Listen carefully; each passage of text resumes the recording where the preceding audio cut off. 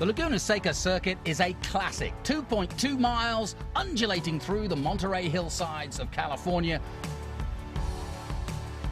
First of all, through the Andretti hairpin, then fast-flowing 3, 4, and 5, before heading uphill towards turn 6 and the Ray Hall straight that leads to the famous corkscrew, dropping over 155 feet down to the right-hander rainy curve before the very tight last corner, turn 11, and that is a lap of this classic California circuit.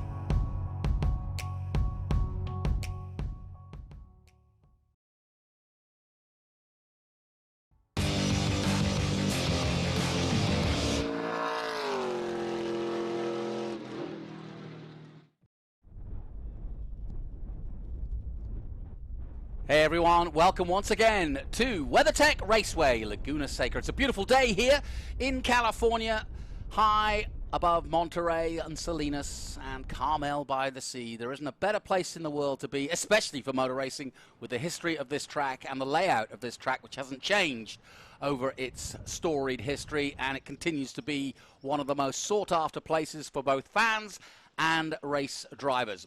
Mainly because of this corner here, the corkscrew. As we look up at it and that 5-floor drop. Imagine you're in an elevator and you have to drop 5 floors. Well, that's what it's like in a race car, so I'm told. I've driven around in my rent-a-car once, but I'm not telling Avis any of that. And we are currently in the little porter cabins on that 3rd floor by the bridge that you see in the middle of your shot right now. And I'm very delighted to be welcomed for the race.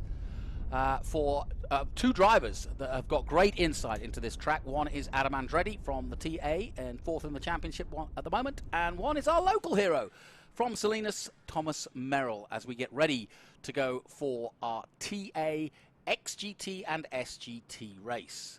A lot of interest in this. Chris Tyson has already been on the West Coast for a week and hooned around the Sonoma circuit and taken the lap record there, so he is on great form and needs a win. Ernie Francis Jr. is always on good form and always good here too, and he is currently leading the championship at the moment, and so the battle is on in TA for that championship lead. So we're in for a cracking battle, I'm sure, and we've also got some interesting cars in both XGT and SGT. We are about to get ready. First of all, Adam, we mentioned it yesterday. Before we get into actually talking about what's ahead, let's take a look at what happened, though, in qualifying.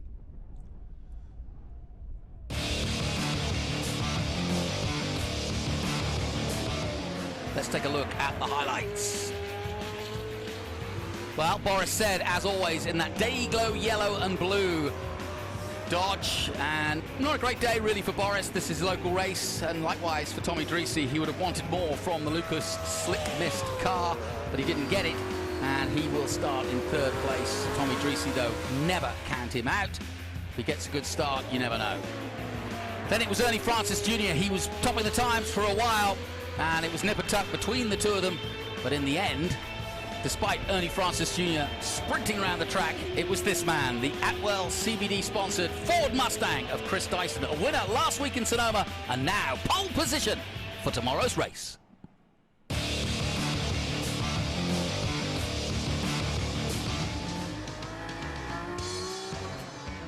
And a look at the highlights of our XGT, SGT, and GT. Eric Joyner setting the pace early on. Lou Gilotti getting quick, Justin Oakes getting a provisional front row and then waiting out the rest of the session, but that was good enough for pole position for the SGT class, and Mike Weathers had a spin in XGT, could not improve, and that meant this man, Eric Joyner, in that GT3R Good Boy Bob Coffee Roadster Porsche 991 takes the pole position here at Laguna Seca.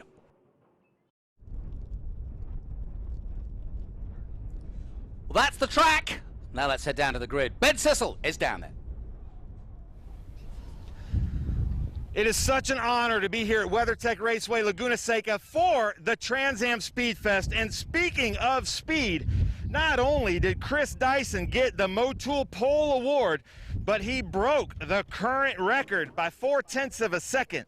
We were here in 2019 when Ernie Francis Jr. put on a great display, who's actually starting second, followed by Tommy Dreese in third. Boris said, and that beautiful Challenger is coming out here as a little bit of a spoiler, and nobody knew he was coming. Ken Twaits actually towed the car for him. Next to him is Justin Marks. Justin actually considers this to be his home track. He raced here a lot in the GT cars, in the IMSA series. He's here in the Coca-Cola Corvette. Never count Justin Marks out. We've seen him be really fast.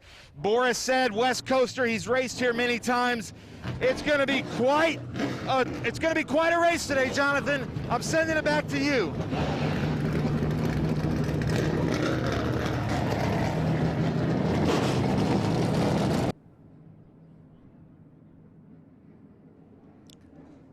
Well, I just wanted to savor that sound as Terry waves his hand vigorously to get those engines going. I don't think he needs any encouragement. And so much passion down there and so much excitement for this race ahead as we are ready to go here at this famous circuit. 850 brake horsepower plus of cars getting ready to go racing. Let me bring in my two co-commentators for this race as Terry is about to unleash them. Adam Andretti and Thomas Merrill. Welcome, gentlemen. Looking forward to this one. You both know the track well. You both had good results here. Thomas, you were in action yesterday. How is the track running? The track has been different every time I've been on it. With the other cars we're sharing the racetrack with, it's a living, breathing thing. So the exciting thing is going to be to see what pace they can run early and if tire wear becomes an issue.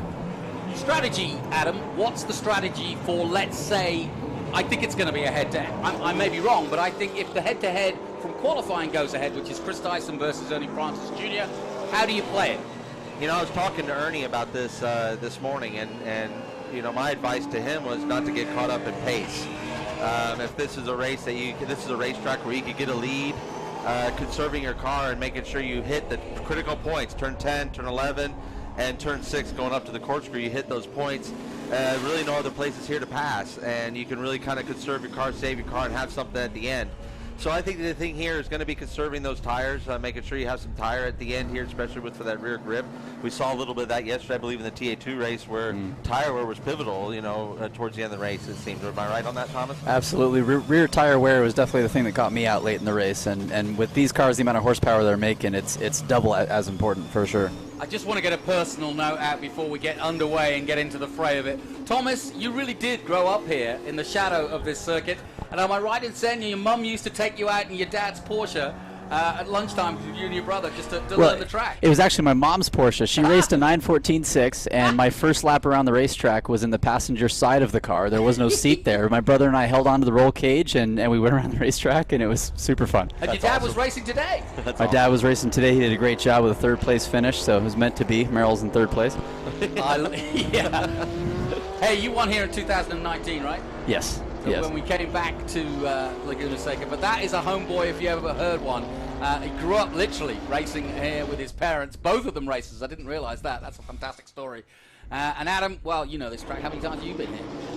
I've been coming here since I was a young tight as well. My first hot lap was here back in the day of IndyCar. They used to have the PPG pace car rides, and you would get around. They had all female drivers, and so I took a pace car ride around here at one point. And, it was Lynn St. James that took me around here, so it was a nice example of the course here at the WeatherTech Raceway, Laguna Seca, for the first time. But yeah, it's a brilliant place. I come here and I teach and do things like that, and I love to instruct here. And it's one of those tracks where it's like you feel like you're going somewhere, you know. And absolutely, it's like an old country road that you feel like you know better than anyone else, and you can go out there and really.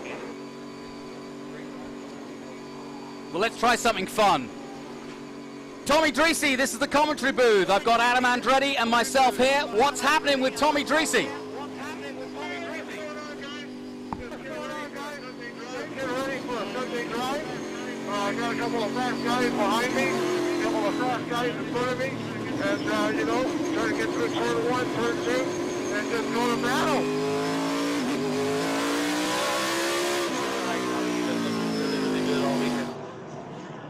Out there. I'm sure you're happy that you got people in your mirror anywhere, but go out there and have a great time. I think you got something for those cats in front of you. What's your strategy going forward here? Either try to try to get one at the start. If not, tuck in. That's just, it's 45 laps. That's a lot of laps. So just stay in contact and stay in the game. Wait till about 10, 15 laps to go. And go Well, you forward. already took your own car to a win for Vic Elford. Can you do the same for Burton Racing? Can you do the same for Burton Racing? That's the plan. That's the plan, guys. That's the plan. Well, listen, Tommy, we'll let you concentrate. Go give it some. Best of luck to you, and we'll be watching.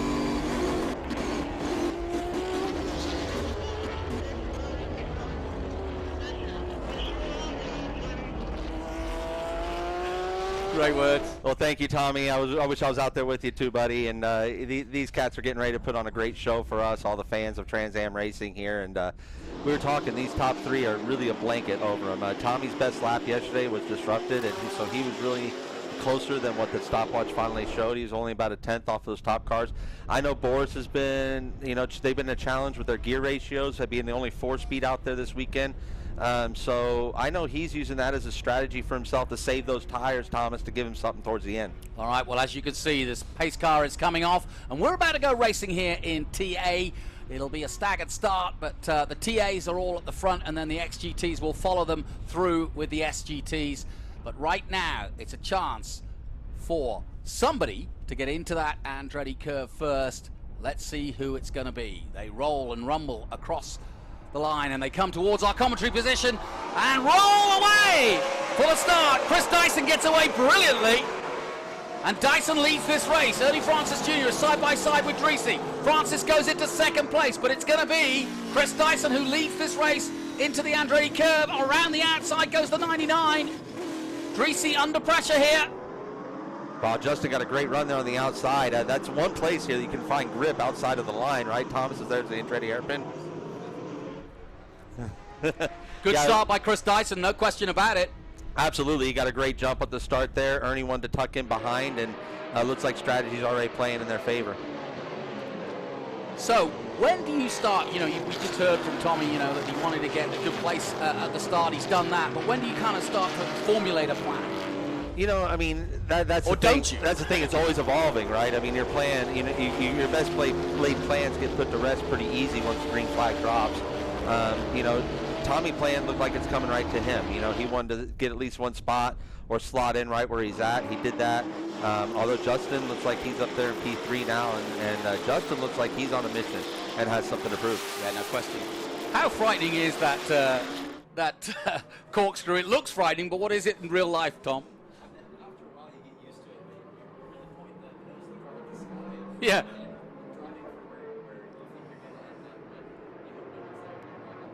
Chris Dyson is a man on a mission, I think. Absolutely, without a doubt. Chris has been driving inspired. We watched him come from the tail to win the race at Sebring. He had some struggles there at Road Atlanta. Did not have the performance I know he wanted with the weather the way it was. But yeah, he's absolutely driving inspired. His performance last weekend at Sonoma was another one for the books. On board Simon Gregg here, the Peter Gregg Foundation car. Another thing here, folks, we talked about this yesterday, is there's a great scholarship out there, $100,000 scholarship. Get on the petergreggfoundation.org and sign yourself up. It's a wonderful opportunity for these kids in the STEM programs. Yeah, no question about it. And already, Ernie Francis Jr. starting to make some inroads on the leader, Chris Dyson. Dyson really wants to get a win here. His tail is high because of what happened in Sonoma, where he was on sublime form. Look at that Eric Joyner car. Love that car. That's an ex-Patrick Long IMSA car. And it shows, right, the performance out there. It's mixing right in there with the TA cars, these 850-plus horsepower giants, and it's right there in the mix of them. So it's showing what a powerful factory car Porsche that is. Yeah, there's a lot of cool technology on that car, a lot of grip, a lot of downforce, which makes a huge difference at this racetrack. What would be the major difference between driving that car and a TA car? I mean, obviously they've got the power, but given this layout, wouldn't it suit the Porsche more? Absolutely. It's all about cornering performance and braking performance, which is what the Porsche always does really, really well. And there's not a lot of straightaways here, so it's all about carrying that speed. Well, the top three are pulling away from Tommy Dreesy in fourth place at the moment. Then, as Boris said, and I hope he's got himself sorted, but Boris, you never count him out. He knows.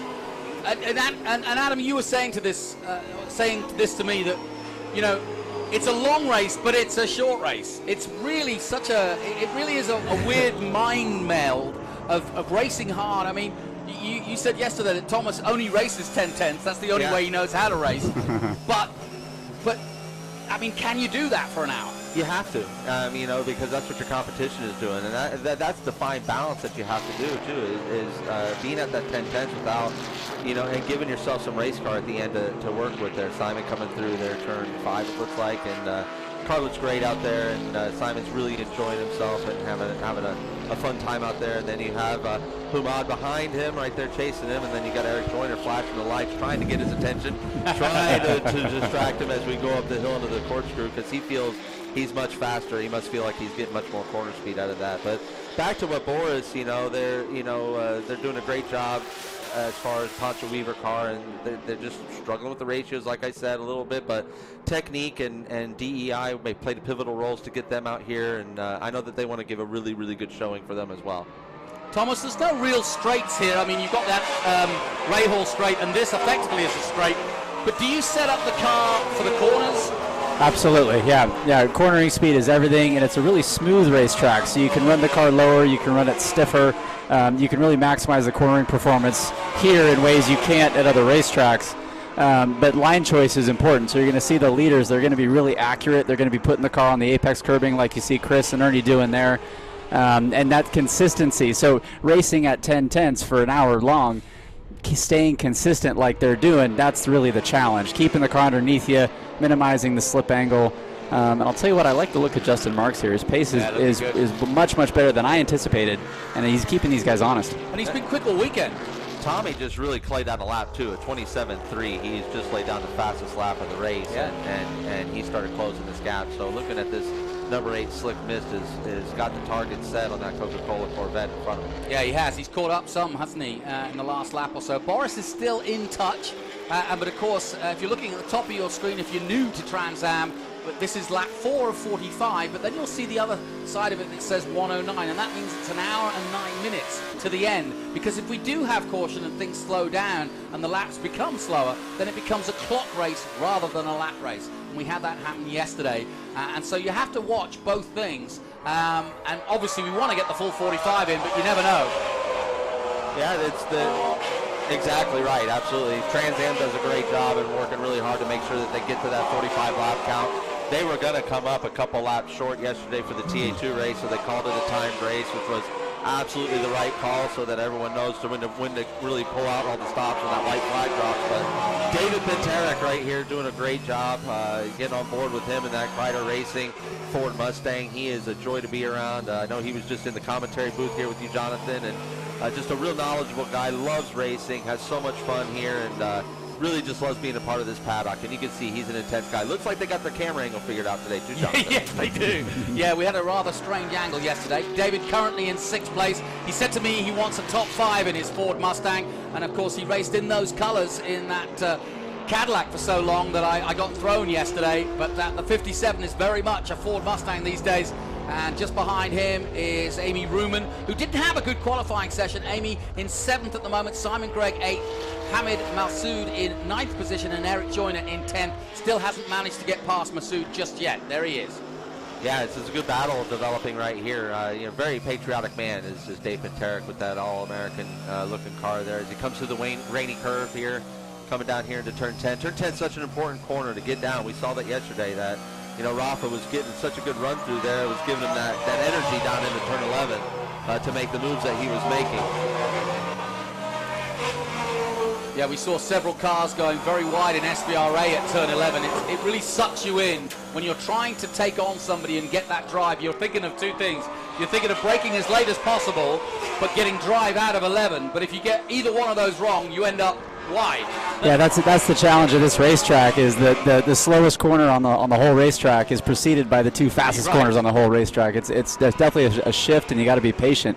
Talking of patience, what's Joyner going to do? Where's the best place to do a clean move? Because Masoud's not taking any notice. He's not looking patient at all. He wants to make this move, and in that Porsche with that corner speed, he's probably going to be looking to surprise Humaid somewhere coming down the second half of the lap. Yeah, he's definitely looking for Masood to make a mistake. That's going to be his best shot with the horsepower of the TA car. The difference is he's definitely looking for him to slip a little bit somewhere to give him that drive that he needs. Hopefully up the hill, I bet is what his guess would be, is to try and get a shot to surprise him, as you said, to give a little surprise attack up at the corkscrew. But yeah, definitely some good challenges here. And that's Rob Crocker we're looking at right now, currently in 16th place, chasing Rudy Revek. And looking very good indeed, and you can see the dash gives you all the information where he is on track, the speed he's going at the moment, and that's just over 100 miles an hour. And yeah, I love these onboards, these live onboards, because we really feel like we're with you. And I know my two co-commentators here don't need to be told where they are on the track, but it does give you an indication of whether something's wrong or they're not braking as late as you might or whatever. It's a good indicator, isn't it? Oh, it's wonderful. The telemetry for our fans to see that at home is a wonderful tool to be able to see, because a lot of our fans, if they're not a casual fan, they're a racer themselves. So being able to see what a Trans Am car is able to drive like, or see what an XGT or Super GT car drives like, braking points, throttle pickup, and things like that, it's wonderful to watch. I have a blast watching the TA2 races up here and seeing your all's data, Thomas, and seeing how the different driving styles that you all have. Oh, it's a game changer. To be able to see that in real time is amazing. Sure. And here's your SGT man, Justin Oakes, 13th overall. But Justin Oakes leading the way in SGT at the moment. We've got distinctive battles, SGT, XGT, and of course the TA at the front. Justin Oakes has had a good season so far, starting off very well indeed, and he's pedaling well down in 13th place at the moment. Yeah, getting a good slide out of it there. You know, we've been seeing some dirt track races here the last couple of days from the booth, but yeah, nice shot of the corkscrew there into the Wayne Rainey curve. Yeah, there's been some really good moves at Wayne Rainey curve this weekend, and there's no question that well, Thomas, you were saying it in the pre-run to this. You think that these three corners is where you make up time. Why is that? Yes. Well, there's more than one way to do it correctly. And if you can find a way that works for you, you can find a lot of lap time there. And I always talk about, you know, in Rainy Corner, if you're not almost crashing, you're not going fast enough. It's a really exciting piece of racetrack. But is it gear ratios? Is it just line, or what is it? It's line and footwork. There's a lot of different ways you can approach that corner for sure. Boris said, talking of approaching, is approaching Tommy Dreesy. And I'd like to know what happened to Justin Marks. He lost a couple of spots. Yeah, he did. Dropped from 3rd to 5th, and Dreesy, and this gap between Dreesy and Boris really shortened up in a big way, so and became a race. And Dreesy lost touch with the front there, so this is very interesting. But these two up front, the champ, the 7-time champ Ernie Francis Jr. up against Chris Tyson here. Like we said, Tyson driving inspired, something to prove. He wants to beat Ernie in this championship more than anything, and Ernie's probably up for his biggest challenge that he's had in the time in his TA career here. Well, let me ask you this, Adam. Let me put you in Ernie's car for a second. You want to win the race, you want to get the points, you know that your rival over the season is going to be Chris Tyson and several others, but with these 850 brake horsepower cars, you've got to think of tire management, because if you go hell-bent for leather on every lap, we talked about being 10-10s, but you're going to wear the tires out, surely. Yeah, and I'm guessing here, as smart of a racer as Ernie is, Ernie's running a pace. If he's this close to Dyson, it must be a pace where Ernie feels comfortable that he's not sliding the car too much and wearing the car out too much. But he also, as I say that, he's sliding all over the place coming out of 11. But, you know, I honestly think if he really pressures Dyson into wearing the car down, you know, the strategy that Boris was talking to me that he had going into this, and that was Boris' strategy, was to let everyone drive their cars down, and he was going to save something for the end. I think that's what we're looking at here, and as a possibility of what might be happening. And so only time will tell. We're only 10 laps into this 45-lap event, and it's looking like a good, clean race out here too, Thomas. For sure. I mean, it looks like it's a battle for first and second, and a battle for third and fourth. But I'm impressed with the pace of these two leaders. They're really setting a high bar, and this race might come back to Boris. It looks like he's doing a good job taking care of his car. Thomas, you're absolutely right. They're half a second quicker than those behind him at the moment. So Dyson and Francis really, really laying some laps down. I say that. Tommy Dreesy's actually just did a 27.3. Boris said a 27.5. So Boris up to speed for sure as we look at Paterick again. Yeah, Paterick working around some lap traffic here. He's got Ken Thwaites, looks like right behind him. Ken Thwaites had made his TA2 debut yesterday and brought it home in a top 20 finish. He's going to be exhausted by the end of the weekend. I tell you, you know, no, I'm sorry, that's Simon Gregg. My apologies. That's Simon Gregg right behind him. So this is a good battle. These two have been battling on a Trans Am racetrack tours for a long, long time. they're great friends. They really enjoy each other's company, and racing against each other. They always give each other the polite gentleman amount of room, but it's always a hard race. So it'll be exciting to see if Simon Gregg and that Peter Gregg Foundation, a beautiful livery, if it gets up there and is able to mix it up. So that's going to be an exciting race developing there. But you can see Ernie is laying down the patches. I am really. This is not what I would expect out of Ernie, would be using up the car like he's doing. We talked about this morning the troubles that he had at Sebring, where he burned the tires off at Sebring. So, I would hope that he kind of paces himself down a little bit here and let Tyson go check himself out if he wants to. If Ernie's frustrated, I understand, because Chris's momentum this year has been really, really impressive. He's focused, he's clean, and he's really, really good at racing up through the pack, as he proved to us at Sebring. And right now he's looking pretty comfortable up front, so Ernie might need to prove a point here and get in front of him earlier than later. Talking of Sebring, and impressive, what on earth was going on with you at Sebring? What a race! Yeah, pretty motivated. we knew you were beating yourself up and going, totally. right, damn it. Yeah, I'm not a fan of turn 3 at Sebring. Yeah, that's Thomas, for sure. Thomas had a moment at turn 3, but then got angry with himself as he knew everybody else was watching, and he won the race anyway on the last lap. Textbook brilliant pass into 17, by the way. That was something. That was something for the storied books there for yourself, and to put in your highlight reel for sure. I'm sure it already is, but that was an impressive pass on someone that is absolutely no slouch behind the wheel, being Rafa Matos. So yeah, that's the best thing, is to be able to race against talent like that. I mean, that's the best part of Trans Am, in my opinion. For sure, couldn't agree more. On board with Rob Crocker in SGT. This is the West Coast battle here, yes. too. This is a battle within the battle, right? Revick and Rob Crocker are here. They're working for the West Coast. This is 15th and 16th overall, but this is for the win in the West Coast SGT Championship.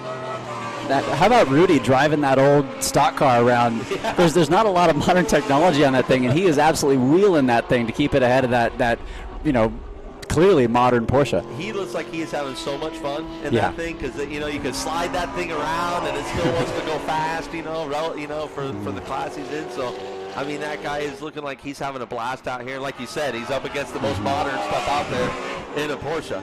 And he's loving every minute of it. Rudy's always got a smile on his face in the paddock every time you see him. He's a great guy. Love seeing him out there having fun. There he is. No, that's Rob. Sorry, excuse me. You can see Rudy. This is the perfect place to watch Rudy slide that thing around. He's getting everything out of that car. Oh, poor Amy. Amy's out. I don't know what's happened here, but that is not a scheduled stop. There are no stops, but she's back out again. So whatever she wanted to check, they've done that. They had engine issues at Road Atlanta, so I hope they're not having anything like that creep up for them again.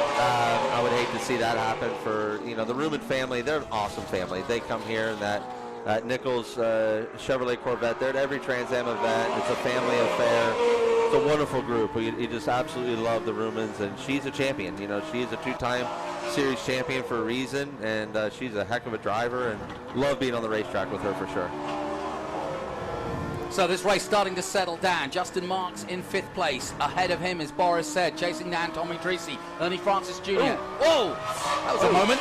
Yeah, it looks like Rudy might have a mechanical issue. Yeah, he slowed quickly, didn't he? Yeah, and then here, he pulled over for lap. Ah, right, okay. Yeah, he was making sure he slowed down so that the overall leaders could get by. That was a wonderful gentleman move, and Rob took advantage. Yeah, he sure did, yeah. Yeah, I don't think he was as aware as the man in front of him. So here we go. Pintarek. This Simon battle's Gregg. developed nice, hasn't it, Jonathan? Yeah, absolutely. This is the battle for 6th place. Pintarek holding that position at the moment. Yep, going up there to turn 6, and Simon, I tell you, when he gets a target on you, Simon is a dangerous person to be behind, to have you behind, because he's got a great attack mode. I mean, when he feels an option, and I do believe Rudy's got a problem as he goes up for there. Sure. That was not just a isolated thing. He definitely has an issue, and that's a shame. He was driving such a heck of a race. If he can get to the corkscrew, he can kind of coast his way in. Yeah. But yeah, Simon's looking good here. He's got some good momentum. He might put a move on David here in the next couple of laps. It looks like here, yeah, he's got that great run through turn 10, although Pintarek really made a nice exit there. But yeah, he's looking racy. He's looking like he wants to get around him in this Peter Gregg Foundation car. Again, remind you folks, if you're looking for that scholarship, petergreggfoundation.org. It's Greg with 2 G's. Remember, like Andretti's got 2 T's. Greg with 2 G's. There you go. You practiced that one, didn't you? Yeah, right.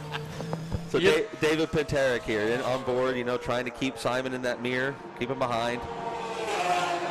Well, you're listening to Thomas Merrill from TA2 and, of course, Adam Andretti, who's been with us the last few races, enjoying the commentary booth, although he'd much prefer to be out there. But it's a great insight for us, the fans. And by the way, gentlemen, our passion for this kind of racing is around the world. 27 countries currently tuned in. Well, thank you. I mean, thank you to the fans out there, and we can't thank you enough. We love what we do here. We're so blessed to be able to do what we do here, and hopefully the passion really shines through in what we have, and I'm sure Thomas feels the same way. Absolutely. We can't do what we do without the support from our fans, and it's so cool that so many people are watching this, and it's the best racing in the world, in my opinion. Yeah, and I spent a lot of time in Asia and in New Zealand and Australia, and we know that they always follow the V8s there. But TA2 is really starting to make an impact, especially in Australia and even Thailand and New Zealand. It's starting to grow. The interest is there for sure. Absolutely, and for right reasons, right? Yeah. It's financially, as far as a racer's budget goes, this is the most bang for your buck. I mean, the racetracks you go to, the competition level that you're in. We have this beautiful live streaming service that gets to go all around the world, as you just mentioned, Jonathan. So the benefit for the racer is just absolutely massive. The Pirella Motorsports Holding Group and all the people that make this possible, it's Greenlight and the fine folks there. This is what makes Trans Am racing, part of it so great. The competition level is obviously there, but if the world can't see it, Thomas, it doesn't mean anything to anyone. Absolutely, and on top of that, these are the most fun cars to drive that I've been lucky in my profession to drive a lot of different cars. I have more fun in my TA2 car than anything else I get to drive. It's always a pleasure to race. Amen to that, because they're still cars, right? Yeah. I mean, you don't have all this electronic stuff. You still have an age pattern that you have to match the revs with. You still have 3 pedals, folks, at home. We still have those to race with. Yeah. 3 pedals? Yeah, I know. It's a novel thing, I know. But yeah, it is true, real gritty racing, and you love the stories in there, and like our guy, our 7-time champ, Ernie Francis Jr. is running second. You're looking at a person that has so much grit and determination, and he works on his own race cars. He drives his own race hauler if it needs to be driven. He is an all-around racer, and he reaps the success from that too, right? And so anyone wants to know Ernie's magic, and a lot of it goes right there with all the things that he does off track to make sure that he's the absolute best out here. Yeah, and if you want to get behind Ernie Francis Jr., he's going to be on CBS. No. We jinxed him. It's you. I hate having that kind of power. So, sadly, as we start talking about Ernie Francis Jr., he has some sort of mechanical issue. That's a shame, and he seems under power and everything. I don't know. Is that, if he had a tire going down, or is that car crabbing sideways a little bit? Yeah. Like it broke a rear link. Yeah. But he sounds like it came down pit road, so I don't know if he was. That's weird. Yes, it's a very strange situation for him. I hope everything's okay in the car. But boy, what a shame, and we speak about this. This is for a TA car. This is a hard track on TA cars. It is. Looking at the car, there doesn't seem anything broken from the outside anyway. But it looks as though it's not tracking straight. Yeah. So that's got a rear link broke for sure. Rear track bar of some sort is broke. We run a Watts link in these TA cars, so I'm guessing that one of the links for the Watts link has broken on that, having been there before in my day. Usually, I mean, that only happens if you hit something. I know Ernie didn't hit anything, but he might have landed hard on the bottom of the corkscrew. What do you think? Yeah, could have done. I mean, there's yellow. Oh, here we go. Here's some footage of it. Just on the straightaway. Yeah, just on the straightaway. He started to weave, and from there on in, it was over. I'll tell you though, there's some really big curbs. If you look at some of these shots, you can see a yellow rectangular curb at the apexes, and they're quite high, and they're designed to deter racers from getting in the dirt on the apexes. And if you hit them wrong, you can break something that Ernie may have done. So he didn't come into the pit lane. He just literally got off the racing line and was coming on the exit of the pit lane and tried to kind of carry on so he could come back into the pit lane because he was stuck then, wasn't he? Right. He wanted to get back, and he's going to make it back. But real drama for poor old Ernie Francis Jr., who led the championship going into this one, but it might change. Ernie Francis Jr. started the day with 62 points ahead of Tyson with 52, and Tyson is off to the races now with a chance of catching Ernie. Justin Marks third in the championship, 1 point ahead of Adam Andretti. He won't want me to remind him of that. And Justin Marks is in a good position too. Ernie back in, so yeah, this is going to be terminal for him. And then I tell you what, for all the Legion of Boris Said fans out there, don't look now, but he is P2 with this problem that Ernie does, so that puts him into P2. And anytime Boris has got a sniff at the front, now the gap is quite great. Now I say that it's 14.5 seconds too from Tyson to Boris Said, but anything can happen here. You know, we saw yesterday in your race, Thomas, a lot of full course cautions that really mixed things up for you guys. Absolutely. At one point you were checked out, ready to go. Yeah, this place is famous for cautions, all the gravel traps around, so in an instant we could have a tight battle for the lead here. So the Breathless team looking up underneath the 98 Future Star Racing Ford Mustang of Ernie Francis Jr. Sure, they're going right to the middle of that Watts link, it seems. Well, yeah, it's not looking good at all for the 98. No, I was about to tell you that he's going to be appearing on CBS with Tony Stewart, Mark Webber, and a bunch of others in this new SRX Championship, which is, I don't know, pretty interesting. It's awesome. You know, Poncho Weaver has some hands in that, and, you know, it's a Ray Evernham designed piece, so you know it's going to drive well and do all the things that it's supposed to do. You got all the stars. My cousin Marco is going to be in that as well. Oh, cool. I tell you, it's going to be really, really fascinating to watch. I'm excited to see it. I'm excited to have a quality caliber driver like Ernie Francis Jr. representing Trans Am in our series. When are you going to get Marco to join you in the team for I think Trans Am now team? that he's like this retired, semi-retired young guy driver, you know, I mean, I think I could talk him into coming out here. Of all the people who want to go winning again, it's Marco. Oh my gosh, yeah, no, I would love to have him out here at the paddock, and I know he would really enjoy driving a TA car with all the power that they have. He loves horsepower. I mean, who doesn't? Who wouldn't? Exactly, yeah. Here's on board with Ken Twaits. He's looking good and fresh, even though he ran 100 miles yesterday in that TA race, and driving himself some gears here between turns 3 and 4.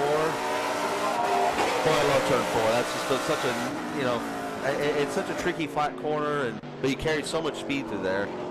I don't know if there's a corner around here I don't like. This is just such a fun track. That's true. In my opinion, the next corner he's going to come up to turn 6 is super fun. 6 is amazing. Yeah.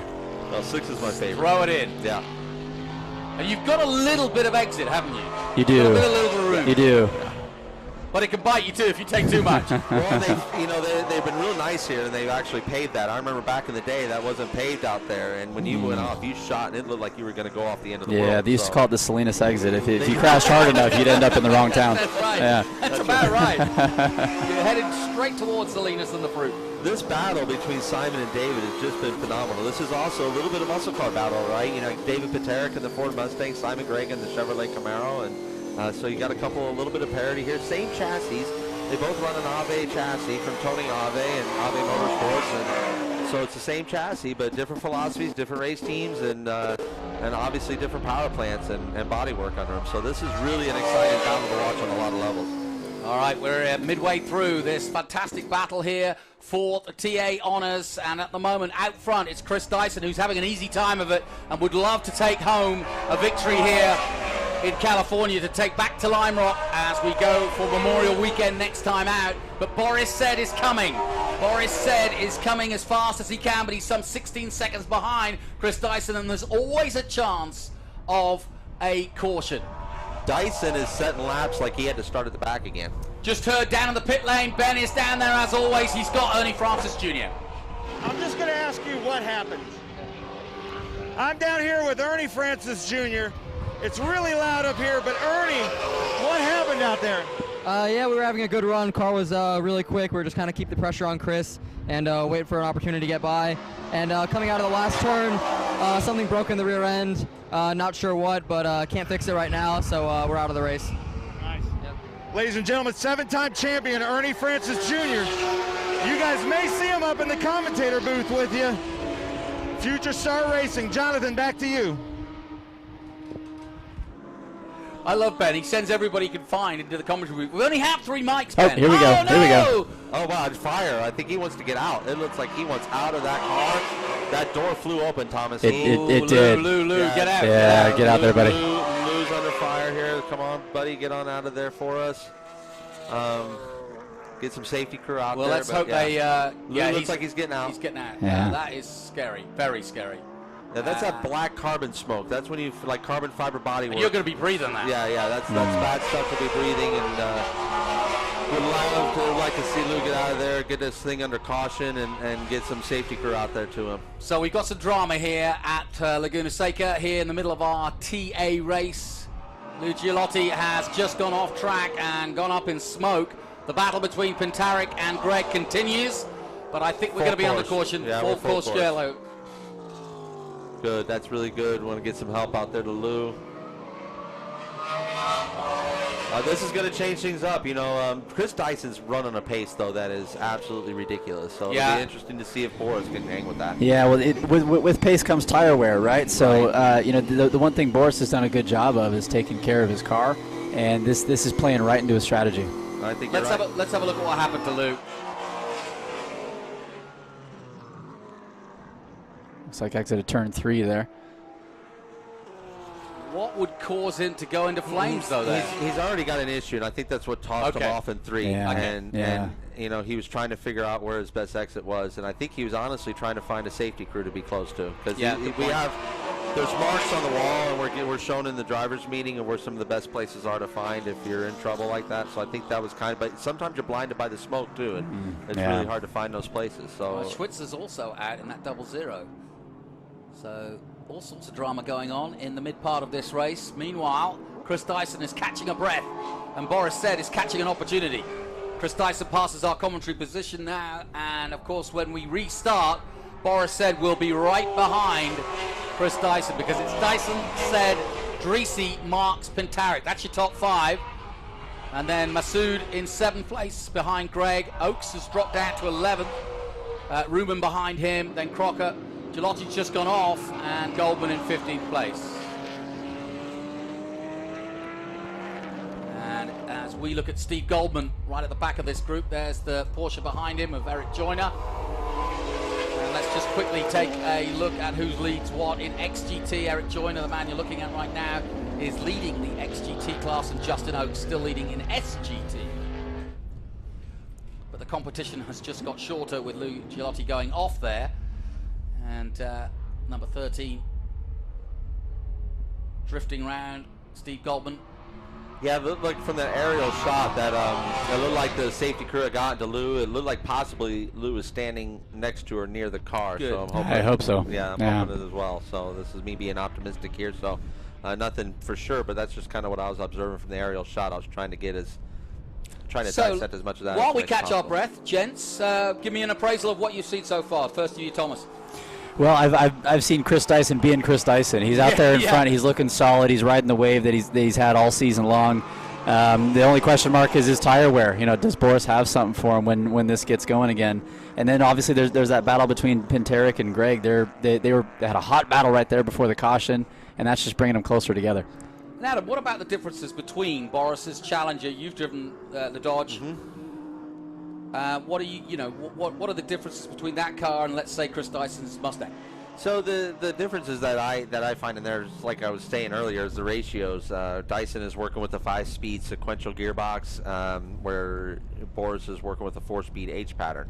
So just the difference in the ratios, having one extra ratio to go to with these little short shoots, just in the practices I was watching, was beneficial for overall lap time. But where Boris really found his advantage when I was talking with him about it, he found his advantage was going to be over a 100-mile run with tire wear. So just what your point was, Thomas, you know, with that speed that Dyson is running, what is it doing with his tire wear? But I will say this too, something that they figured out on that Outwell CBD Ford Mustang is, you know, at Sebring, he came through the field, which is usually abusive on the tires, at a place like Sebring's that's hard on tires, and he had more tire than anyone left at the end of the race, so it was quite amazing. I'm interested to see how the rest of this one goes. Yeah, he did. He really impressed me with both his pace and his tire management at Sebring. If anyone can do it right now, he's the guy. So Boris definitely has his work cut out for him. And let's not forget about Tommy Dreesy. You can never count him out, and this has brought him back in the hunt as well. So this should get pretty exciting at the sharp end here. Yeah, he is one happy Moroccan behind that wheel that that this yellow came out and closed up the gap, because he's an excitable racer, and he's one of those two that when he's on a bumper, he's hard to get off, and so off that bumper. So he's going to have a little bit of traffic between him with Kerry Hipp, but sharing a racetrack with Kerry for many years, he's very respectful of that, and I'm sure he's going to make life very, very easy. And look who we got up here. We've only got 3 mics, so some paper, scissors. bail for a second and we'll get Ernie in here. We'll let him go and rest up. We'll get him in for a couple of minutes. We won't hold you too long. But we've just got hot off the track. We've just got Ernie Francis Jr. back in here, and a little bit of disruption in the commentary booth. But Ernie, as Ben always does, he drags people in. It's great to have you. Tell us what happened, because it was all going so well. Yeah, I wouldn't say it's great to be here. Didn't expect to be finishing the race out this way. But yeah, stuff happens out there. What did happen? Yeah, seemed to be having a pretty good race. We were chasing him down, kind of just keeping pace with him. And coming out of the last turn, something broke in the rear end of the car. Brought it in. Can't be fixed right now. So. Well, while we're under caution, you're racing his cousin in a couple of weeks in June. Tell us about it. Yeah, really excited racing in the SRX series, racing in short tracks, ovals, and some stock cars. Something a little bit new for me, so I'm excited to get out there. They even got some dirt races. You're going to have the advantage over these kids, aren't you? Yeah, I hope so. I mean, we never know. Kids, you got Tony Stewart out there, Mark Webber. Yeah, I think I'm the young kid of the group out of all the guys racing out there, but I'm really excited for it. They got some dirt races planned for it, stuff that I've really never been on, so really excited to try it out. Big weekend for Breathless. You guys have been busy, busy, busy. Yeah, no, the past week and a half, 2 weeks have been really busy for me. Been in the SRX shop doing some seat fitting and media stuff, and then from there in Indy doing testing in the FR car, and then here racing in Cali. Shout out to your team. They do love you and they do look after you. Yep, I don't think Bill fits in the car very well. He's There's nobody that'll fit. Yeah, your seat, I don't think so. I can fit my right leg into your seat. I think. Yep, that's all Bill can do either. You look great out there, Ernie. As always, today it's a shame we don't want to see you up here, obviously. But did you feel like it was a rear axle, or was it like a Watts link or something? We think it was when we looked underneath, the actual axle tube itself has is cracked in half there. Oh wow! So yeah, not sure what happened. That's not a usual. Yeah, break, no. So. Yeah, not sure if it was had a fracture in it before and couldn't really notice anything with it. And once it got on track, it was just sheared coming out of the last turn. But yeah, it is what it is. It's something that you don't really expect. Can't really plan for that happening. But yeah, we'll get it fixed up and ready for the next one. Well, I know the quality of work that you all do over there at Breathless Racing, and I know the efforts that you put in personally, so I know it's heartbreaking on a lot of levels, not only as a driver, but I know all that work that you put in off, we definitely highlighted up here in the booth as much as possible. You're a real champ, and you're great for the series, and again, I know what it's like to be up here when you want to be out there racing, so I hate that you had to be up here, but happy that you're able to give us some insight on how it was. How's the track level today? Grip levels of the track today and things like that good? It feels pretty good today, actually. A little bit better than what it was in qualifying. Sun's out, so track temp's up. We were feeling pretty good. Me and Dyson were kind of just checking out, and we seemed to have a pretty decent pace going with us. We weren't pushing it too hard, trying to just keep the tires underneath us as we were running through traffic, but yeah, track felt pretty good. I think it would have led to be a pretty good race out there. You guys were looking great. You definitely were on a league of your own. You just took off. You had no threats from behind, and that's what I was kind of guessing, Jonathan and Thomas, that he was sitting there running a pace that you were comfortable with, that you weren't sliding around too much. I know I said that, and then you slid it out of 11. Yeah, I was trying to be as gentle with the throttle as I could everywhere, but this place is just so easy to spin the tires up, and turn 11 is definitely one of the easy ones to do it in. Well, Ernie, we'll let you go back to join the team, but before you go, I just want to confirm something. For all the people out there in the audience that think this is a glamour sport for rich kid racers, this 23-year-old will probably be driving the truck back home to Florida, right? Actually, this is one of the few events where I don't have to drive the truck. Yeah, no, I'm flying back home. But yeah, no, I drive the truck. I drive the truck to every other race. So right, fair enough. Yep. He's a special kid in a lot of ways. And, thank you, Ernie. Appreciate you coming in. And yeah, definitely, he puts in a lot of effort.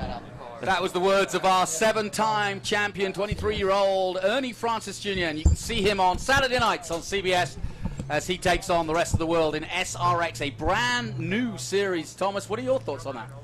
Looks like a lot of fun. My Crocker's out too.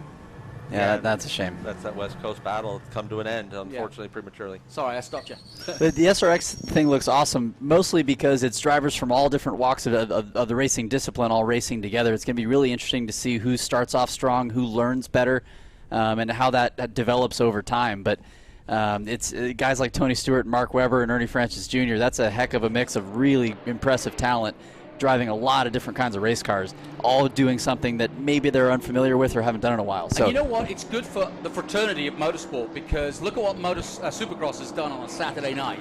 There is a candid audience for motorsport of people that don't go out to the bars, etc., and love to watch their motorsport on a Saturday night. And I think for four wheels, all right, it's different, but the names are good, as you say. I think this could be a really good shot in the eye. Oh, I think it's really smart. I know for a fact Marco is super excited about to be a part of it, and him and Tony go way back, and I spent a lot of personal time with each other, so I know that that's a fun thing for him. I know Tony's going to go out there, and Tony's going to be tough to beat.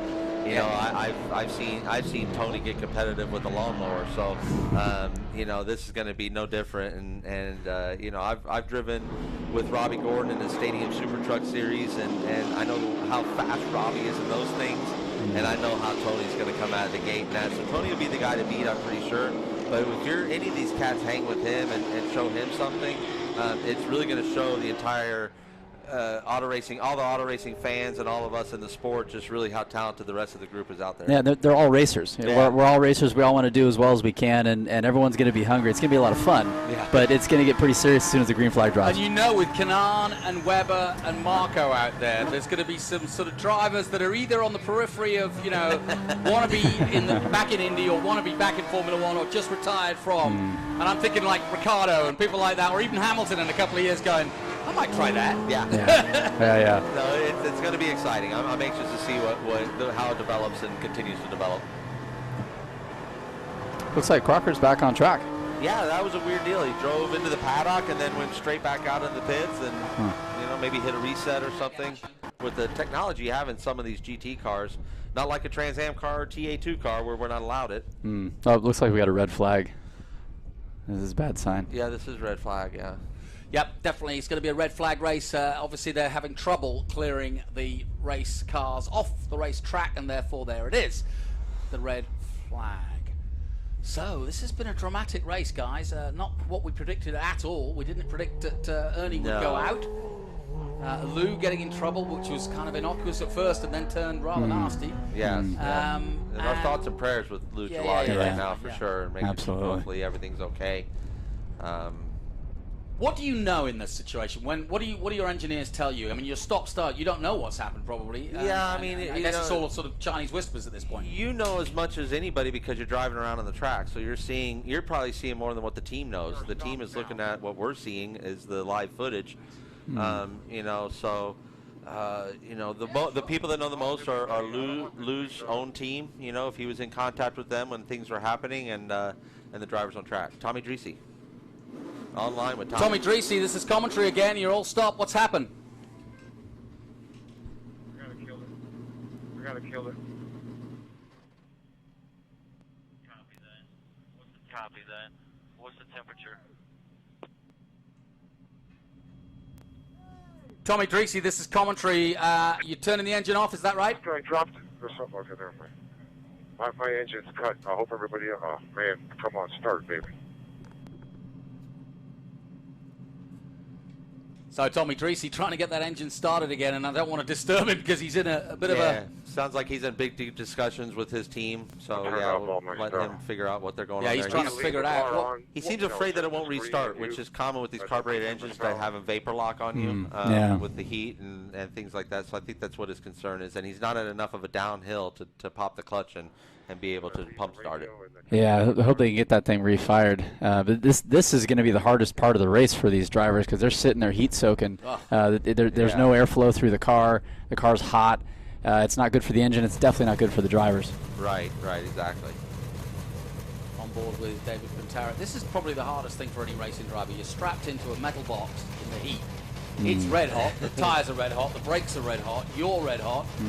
Your adrenaline is flowing. You've been going for 100 mile an hour. You've been going 145 mile an hour, and everything about you is pumping, and you can't move.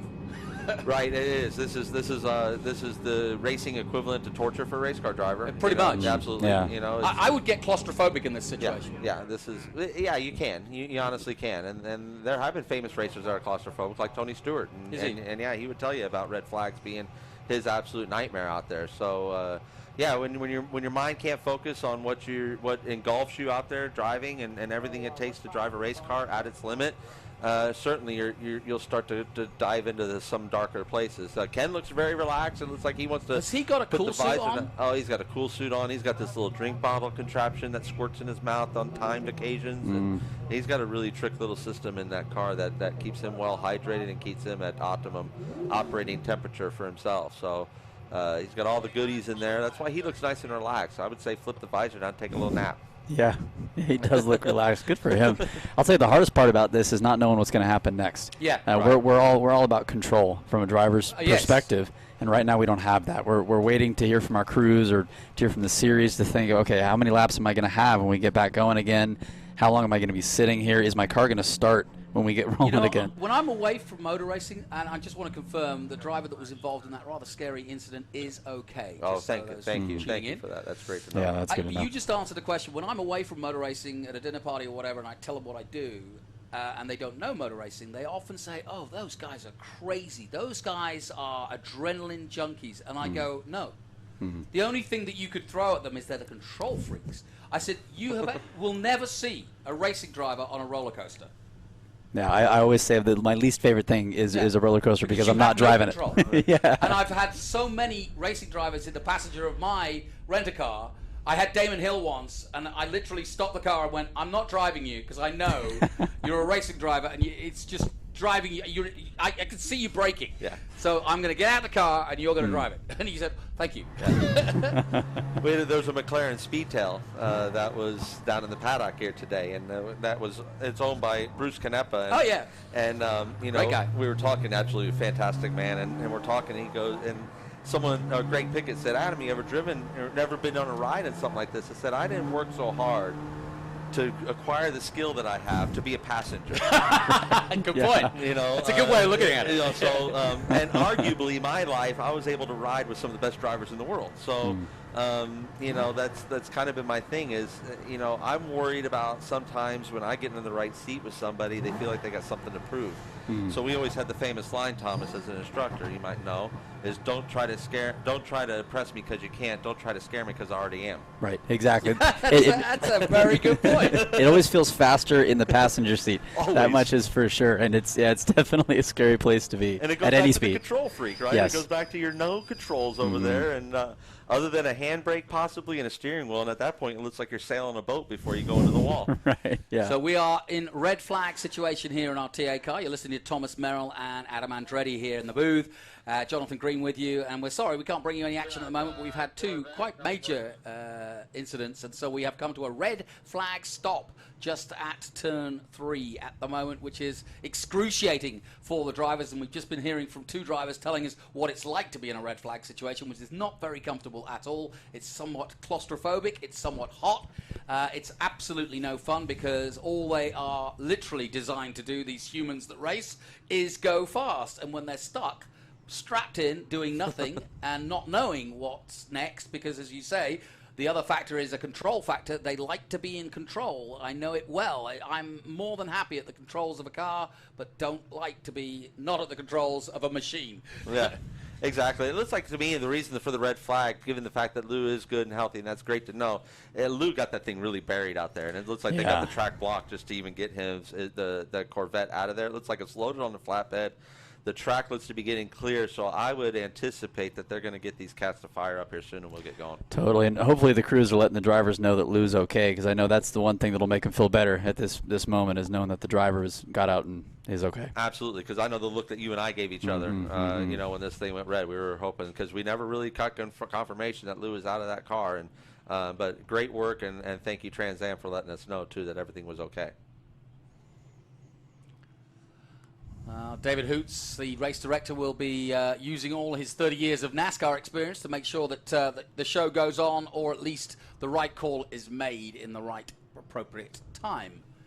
But this is hurry up waiting, as they say in motor racing. I've been really impressed with David Hoots. He came in here very humble. He doesn't know the road racing stuff. He even said that to me. I'm still learning the road racing, but he's brought in some of his philosophy that's really paid off and worked. I love his calls that he's made from the booth so far. They've been, concise. They've been fair, and so I'm really enjoying his time so far as our chief steward and our race think he was director. excited to get. I did a long sort of fireside chat with him before the season started, and I didn't know him, but I obviously knew his history, having done the research, and I wondered how. And he was genuinely really excited about a new challenge, and also maybe what he could bring to it from his experience.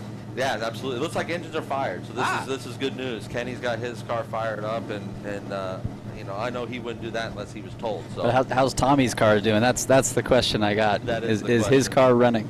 I see Jonathan here maybe priming the radio to see if he can fire up a question.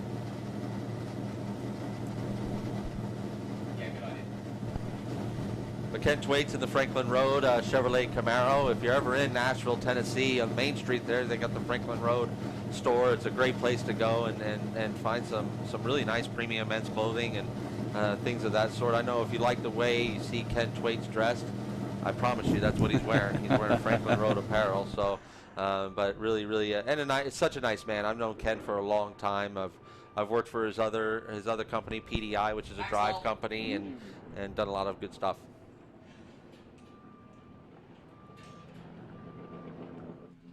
Tommy Dreesy, this is the commentary again. How are you getting on? Have you got it fired up? Yeah, we're good. Long delay, Tommy. Do you feel any different? Long now? How are delay, you gonna Tommy. Do you approach feel this? any different now? How are you going to approach this? We had a little, out of nowhere, got a little bit of brake speed, so not as fast as we could be, but get a chance to cool the car down, cool the brakes down. And then me and Boris had a pretty good fight. He got into me. I guess they called it a racing incident. So, pit for Pat. I'm going after Boris because I want to get by him as fast as possible before that 20 car gets too far. Start your car up, Tommy. Got you, buddy. Got this car started. Car started. Yeah, Tommy, this is Adam Andretti here. You were looking really good out there, bud. You were looking really good out there, like you were gaining on them, and then it seemed like things got mixed up there, and you lost that gap. But it looks like you're going to be able to start right on the back end above that Boris. You got Kerry Head in front of you. I don't know if you guys have talked to that team and to see if he'll allow you around, but I know Kerry's a very fair racer, so he should let you by pretty quick if not. Catch up to me. So, here we go now. My brakes are cool. I'm hot. I'm going after that green car.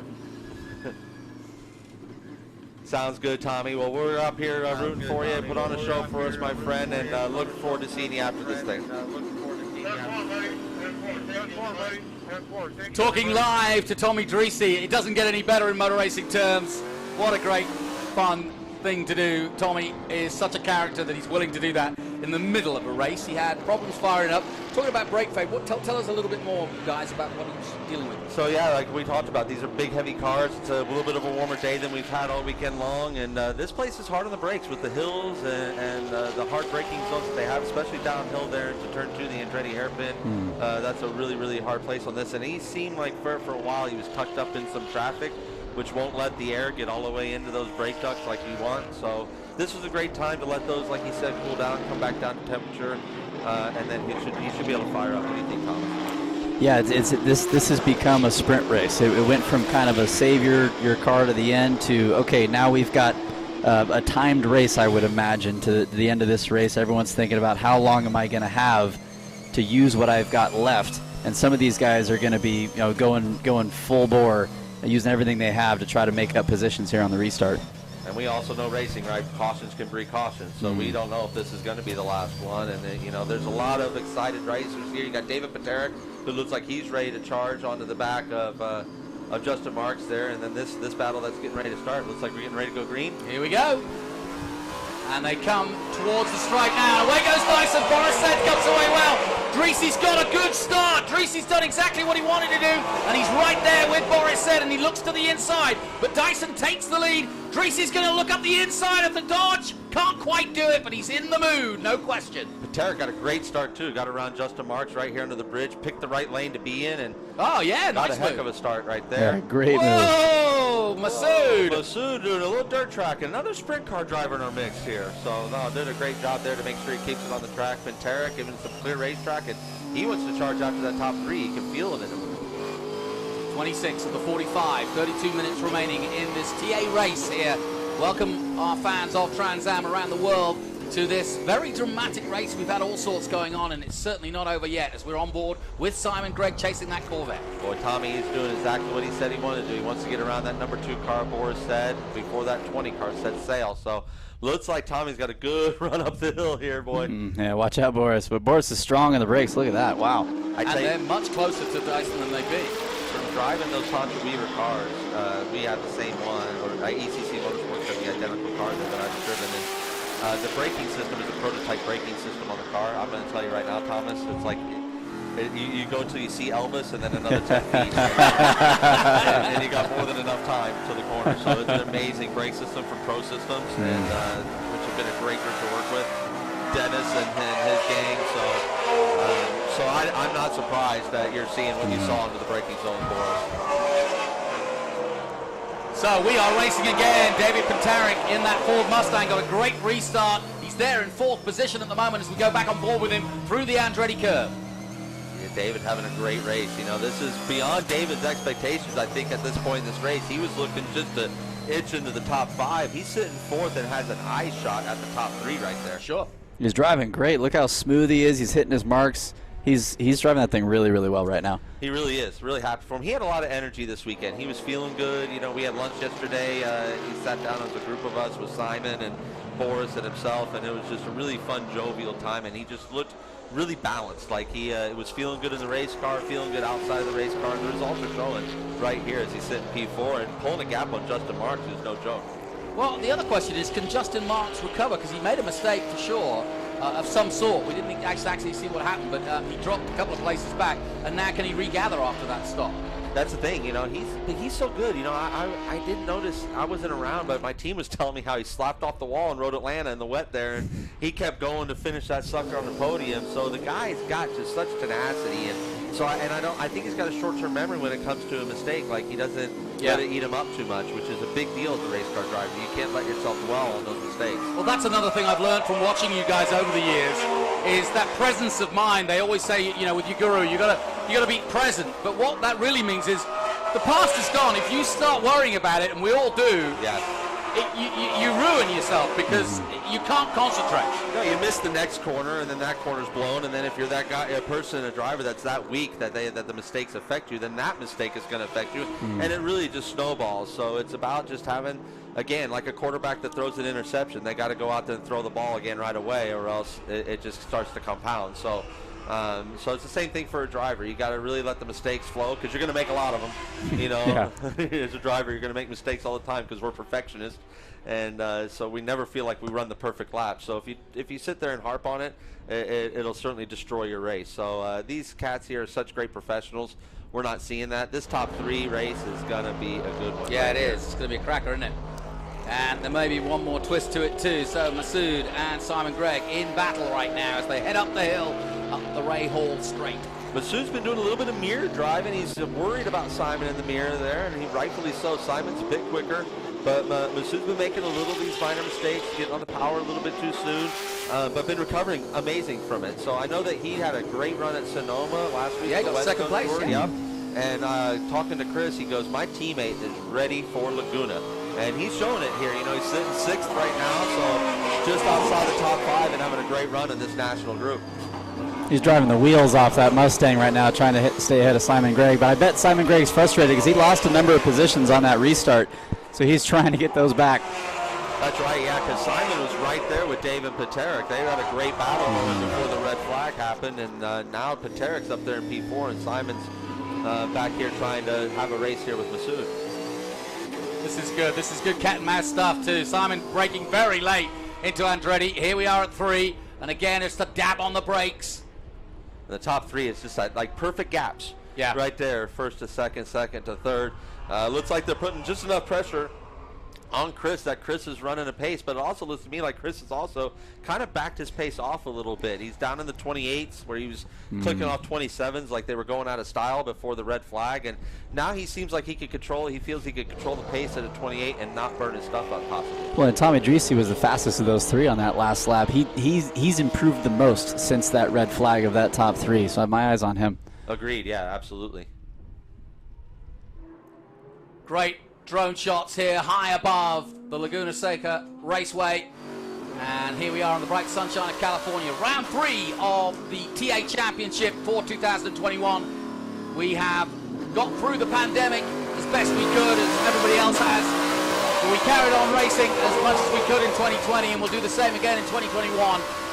And Tommy Dreese, we're on board, getting an insight into his race, saying he's got a bit of brake fade. and he was worried about getting a restart to his engine, but he said his plan is to stop that Dago yellow car in front of him.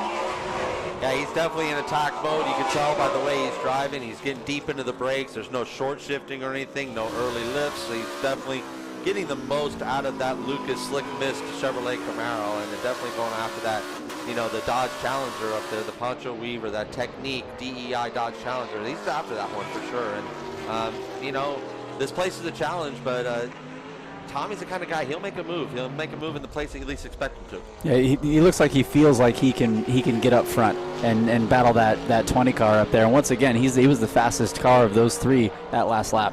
Exactly, yeah. And if you're wondering where Ernie Francis Jr. is, well, sadly, he had a mechanical and is out of the race. We had him here in the booth a moment ago, but he'll live to fight another day. But his championship could be waning in terms of championship lead. He had a 10-point lead coming into Laguna. That will disappear.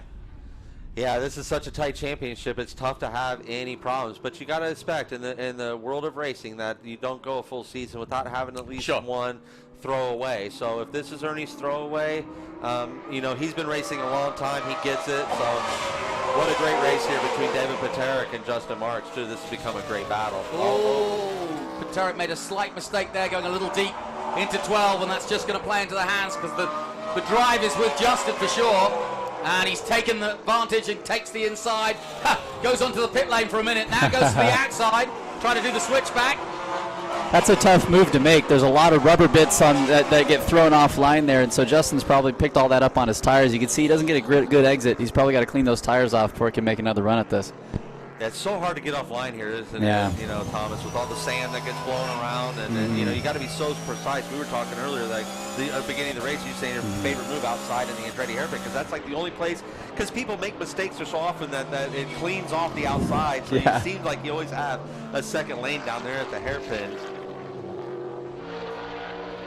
Up here, turn 5 to turn 6. This is definitely one of the gems of the track. You know, this is, you know, the lead up into the corkscrew, but and the corkscrew is obviously what everyone knows in the world, but as drivers, we love getting through turn 6, as you alluded to before, Thomas. Down they come. Full credit to David for holding his own here in fourth place. He's driving that car really well right now, under a lot of pressure from Justin.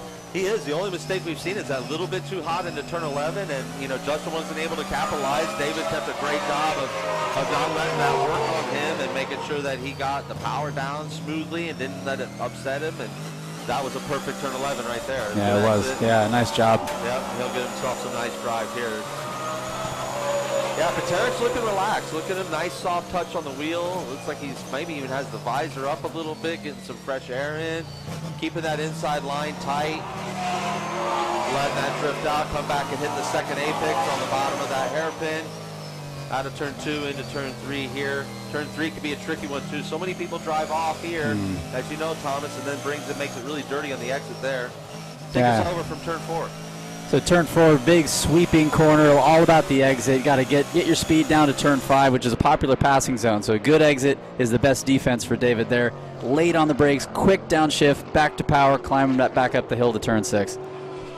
Keep going, boys. I'm loving it. At turn 6, Thomas and I won't be able to say enough about turn 6. And hitting this corner, when you hit it right, boy, it feels like, you know, just feels like you've had the best day of your life. So you hit that one right, you get that drive up here, the corkscrew, where it looks like Justin wants to make a move. Ooh, that's close. Will he Zanardi it? Come on, give us a shot. Oh, no! Wow, that was going to go 2 ways. He was either going to pull off the perfect move or make it a disaster. Yeah. David's going to be stuck. This will be a full course caution. Yeah. Oh, man, 2 great races there, just put kaput. So I mean, how many times have we seen that up in the Yeah, that's an easy mistake to make, and you know, full credit to Justin for trying to make the move, and David's trying to defend. I think that's a racing incident there. They're 2 hard racers going after the same piece of racetrack. There's just not a lot of real estate up there. Take it away, boys.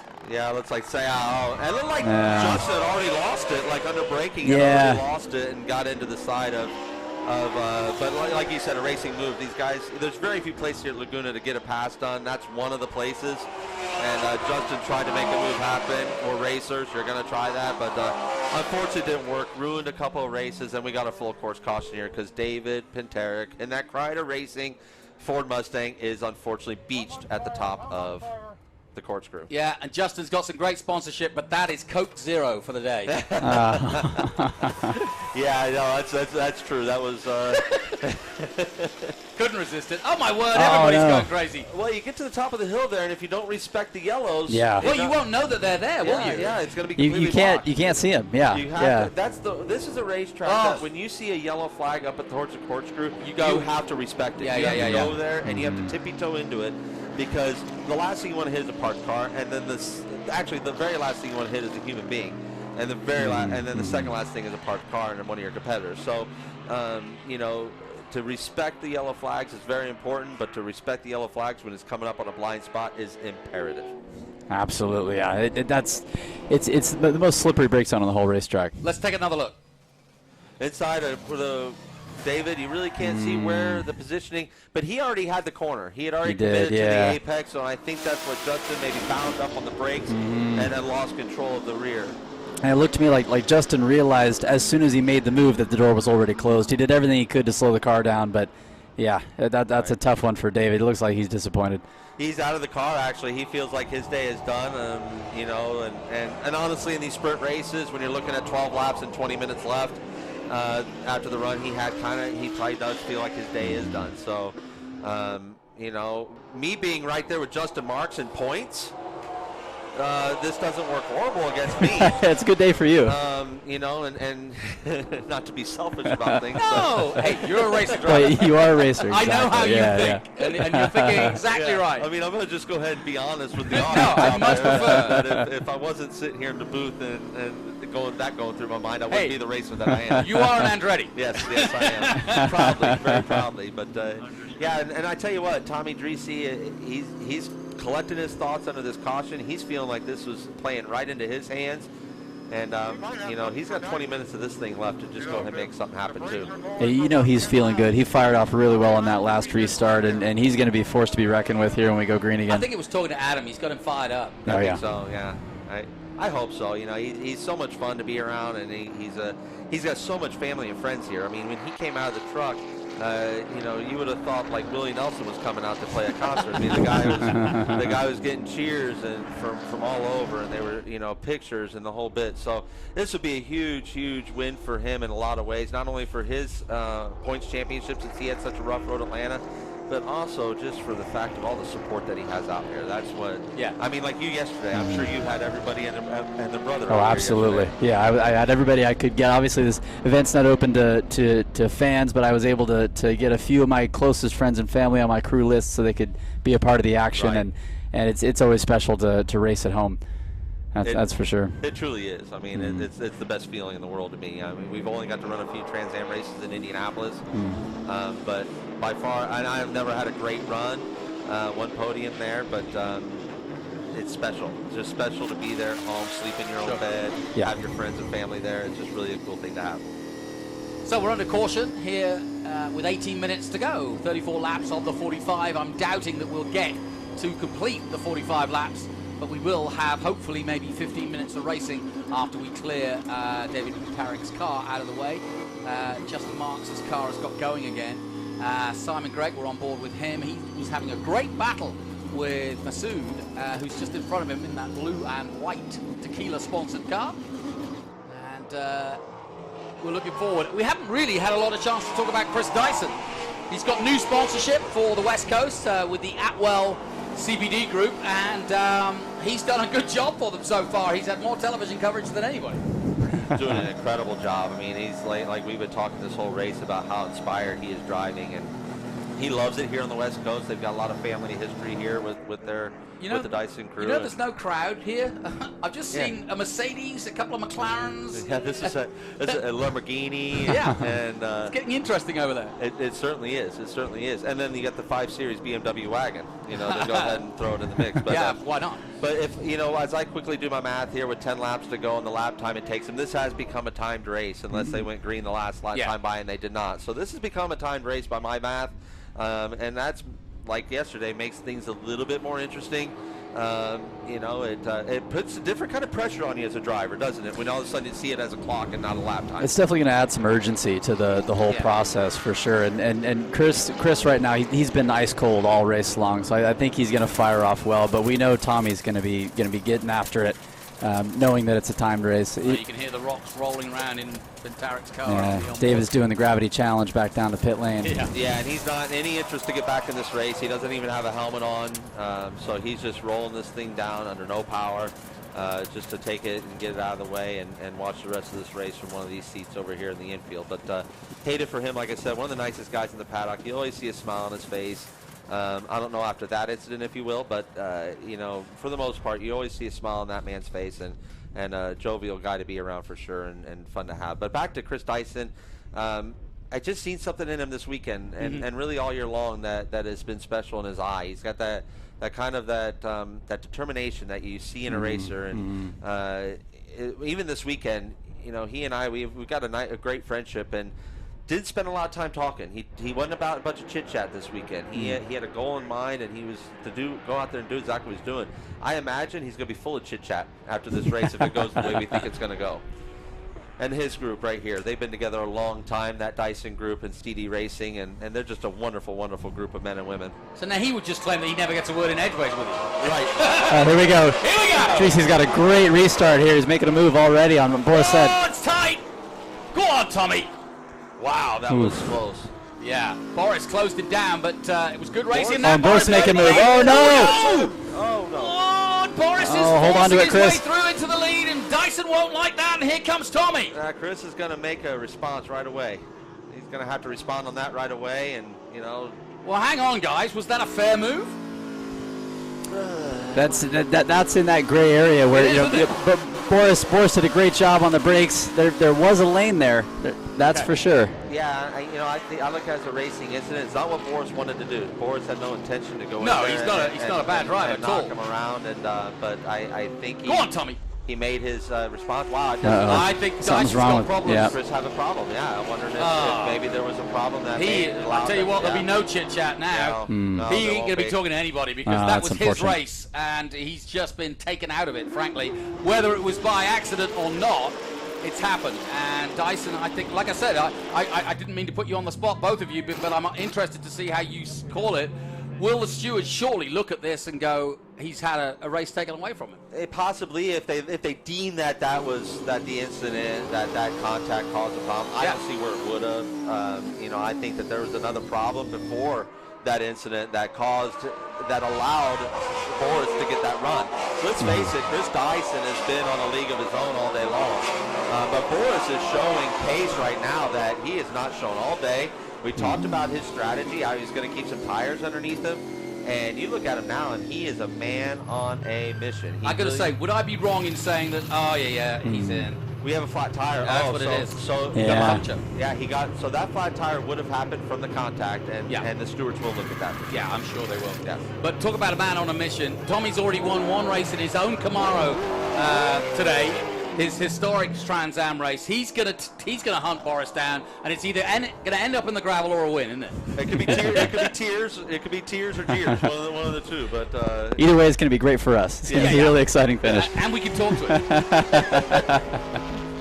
So this also puts, I believe it puts Masood and Greg in the battle for the last podium position. Right. And I believe Simon might have just got it. So Simon Greg Yes, in the he Peter does. Gregg Foundation car just threw that thing up on the podium, and he has got Tommy Dreese in his sights. And these two are teammates over at Burton Racing. That's right. So there's a lot of good fun. Yeah, you see There's some internal pride there, you know, between teammates. You always want to beat your teammate first, and then everyone else second. You know, I stopped for coffee on the way in this morning, and I talked to Chris's team, and I said, how are you feeling? And he said, you know what? We're feeling good. Everything has gone as planned. We've just got the strategy is there, the car's running well, the weather's perfect. We've just got to execute. That's it. Shout out to Eric Joyner in that Porsche, running up there in the top 6 in his SGT. I don't know if you guys have had his Good Boy Bob coffee that he's got in the paddock. Unbelievable coffee. I'm a huge fan of that. There's been a line outside of that coffee. Yeah, absolutely. It's been brilliant. Thank you so much for supplying the coffee. It's been brilliant. My wife Tabitha would have been all over that, but I'm not the coffee drinker in the family. But I've heard great things, and like Jonathan said, the line has been amazing there. You see a line there the whole day. But on board here with Ken Thwaites here going through turn 4. 12 minutes to go. 38 of the 45 gone here at Laguna Seca.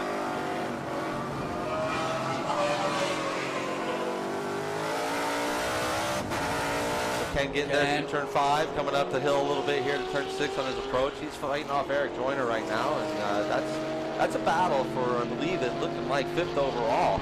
Yeah. And I know Ken Thwaites, if he finishes top 5 in TA, he is going to be absolutely over the moon. I know that he had targets set that were not at a top 5, so for him to be there in front of the likes of an Amy Ruman and people and drivers of that caliber, I think he's going to be so satisfied with his day. Well, and let's not forget, these two are old sparring partners in XGT from last year. Yeah. So, Eric Joyner's going to have a point to prove if he can get by him. Yeah, I never even thought about that, Thomas. That's a really good point that you make there, is they have some history there from the other class here within the Trans Am series. Simon has pulled a gap there on Masood, so looks like Simon and that Peter Gray Foundation's got some clear sailing, and what a wonderful run for them. And well, Eric's got those lights stuck on. Yeah, he's definitely trying to get his attention, right? I always love that. Total intimidation factor. It is funny, like they'll wear those beam lights out. They'll just absolutely Don't you just grin when somebody does that to you? Because they're the one getting annoyed. Yes, exactly. Yeah. I feel like they use more energy than I am. Yes, and they have to do. They're thinking about something else. Exactly. So it's never bothered me. It's always been a kind of an entertaining factor, like you said, Jonathan. So Justin Oakes there, he's leading in SGT, yeah. SGT, and he's 8th overall, and that's a great run for them in their drone sponsorship car there. Drone Works, I believe, is what it's called. Yeah, correct. Drone Works, Chevrolet Corvette. So it's a good looking ride there. Love the livery. It's a really sharp looking livery. Nice, yeah. So just 10 minutes to go in what has been a really, really interesting TA race here this afternoon to close out the weekend here at Laguna Seca. Boris said didn't expect, as he rolled up in his 540 BMW, because he sells them in the week, that he would be in the position he is in now, given that he was dealing with, gear ratio issues and didn't qualify as well. It wasn't himself, was he? He felt great in the car. He felt the car was driving well. He was doing a great job driving. They were struggling on the ratios. They changed, I think, the rear gear on that thing 3 times. But that's Pancho Weaver's style. He's never going to rest until they get that thing just right for their driver to give them a chance at winning. And he really felt like no matter what, you were not going to talk him out of his strategy. And good on him, because his strategy was dead on. It's great to know Boris. It's great to have his ear, because you can learn so much just from talking to the guy and having those conversations. And I definitely learned a lot from that conversation right there, because he has executed this strategy to absolute perfection so far. Now, I'm interested in this battle because it's the battle for SGT, but didn't we see Rob Crocker go off? We did see him drive through the paddock and then come through. But I'm looking at the lap chart, and they're both on lap 38. It was under caution, so he may have been able to get away with that. Yep. Good point. Well, the battle is on again, and in terms of the lap times anyway, it's a battle for the win. This is fantastic. SGT. Yeah, no, this is a fantastic battle right there. Coming down to the wire, and this is not going to be a timed race. We're looking at Trans Am at the WhatsApp that they have for us, and they would have told us by now. And you look 5 laps to go with almost 9 minutes.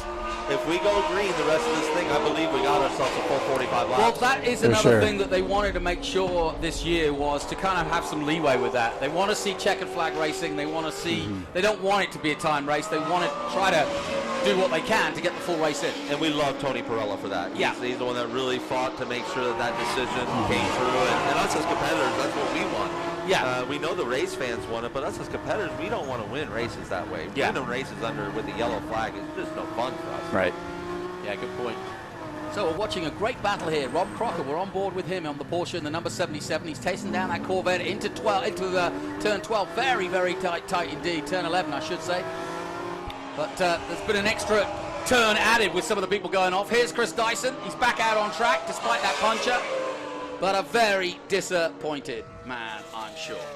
Yeah, just such a shame for him, for his race to go that way. P7, certainly not reflective of the race that he had and the way he was driving. Now, so if his team wanted to put an inquiry, as it were, or I'm sure it's already been done. Okay. Yeah. Yeah.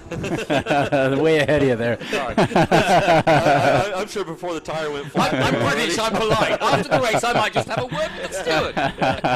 I say, old chap, Yeah, that was a little unfair. Each Trans Am team there is assigned a Trans Am official, so I'm sure that ear was grabbed right as soon as Latal was made on the radio that I have a flat tire. So yeah. I'm sure that is already going into the motions, but you hate to see it come down that way. Yeah, you really do. absolutely. You know, I know that David Hoots, our chief steward, has expressed that in almost every driver's meeting. He does not want the race to come down to his decision.